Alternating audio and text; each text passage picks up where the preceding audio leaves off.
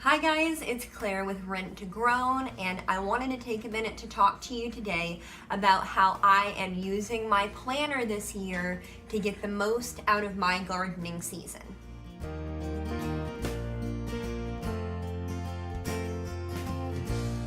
So before I actually start talking to you about my planner, I wanted to talk to you about my seed packets. On the back of pretty much every seed packet, there will be some planting instructions, and you can read those. It'll tell you approximately how early to sow, but usually it goes by not a specific date on the calendar, but by your last predicted frost date. So the first thing that I did was I went on the Farmer's Almanac website, I put in my zip code, and it let me know that my estimated last frost date is May 1st this year, and I went ahead and marked that here in my planner. So using that information, I was able to read my instructions, and this one, the Danvers carrot, for instance, it says it matures around 65 to 70 days. Obviously, it'll take a little bit longer the colder it is and the less sun that it gets, and depending on how waterlogged it gets and that kind of thing. But about 65 to 70 days in good conditions. Early sowing can be made 2 to 3 weeks before the spring's last frost date, according to this packet here for this type of carrot. So what I did was I was like, okay, we're gonna figure out when 3 weeks before my last frost date would be.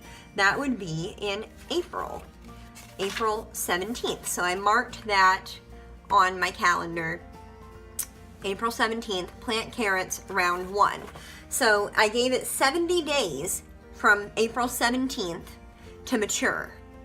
So 70 days later, in June, on June 26th, I have it marked as well, plant carrots round 2. And I may even be able to squeeze in a third planting, but this is an academic calendar, so I don't have the room in here to do that. But I may calculate that and do it again. It just kind of depends.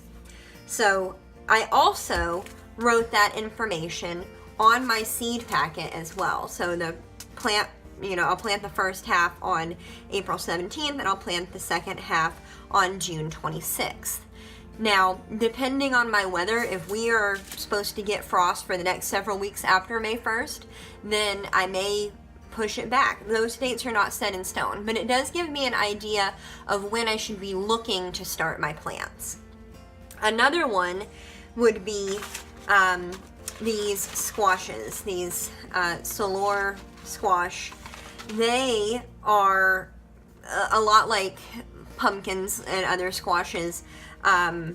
They need warmth, and there's not really any specific time on here in the planting instructions that tells me when I should start my plants. So I did a little bit of research, and I came up with just kind of a roundabout date, well after we are supposed to get frost, but it's not set in stone at all. So I marked plant on or about May 15th. And in my planner, I did go ahead and mark on May 15th. Oh, I need to mark it. Whoops. Glad I caught that. I had written it, and that's another thing. I write in my little margins up here. I have May 15th, and I'll be planting my beans, and I marked winter squash / pumpkin. And then on the big part for the day itself, I had it marked as well in here, but I had not marked it on my little month at a glance part of it. So that is now marked as well. So not all of them have specific dates that you can calculate using your last frost date. Some of them you might have to do a little bit of research and see what grows best in your area. I'm in zone 5B, so I tend to look at who grows what in my area. Luckily, I live very near to Purdue University and they have an excellent ag program, so they actually have their own planting calendar that I can go by if I choose to do so.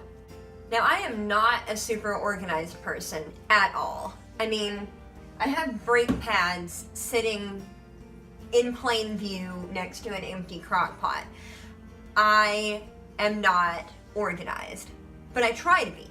So I'm hoping that using the planner and writing those same instructions on the back of my seed packets will give me the best chance possible to maximize my growing season. Well, I know this has been a pretty quick video, but I think that's all I've got for you today. If you have any questions about anything I talked about, or if there's something that I didn't talk about that you wish I had covered, please leave me a comment. I would love to address that for you. Make sure that if you enjoyed this video, you give me a thumbs up and you subscribe so you can get great content every week. And make sure you check me out on Facebook, Instagram, and Twitter, as well as Snapchat. Those are all in the links below. In the meantime, thank you so much for watching, and I will see you around. Bye!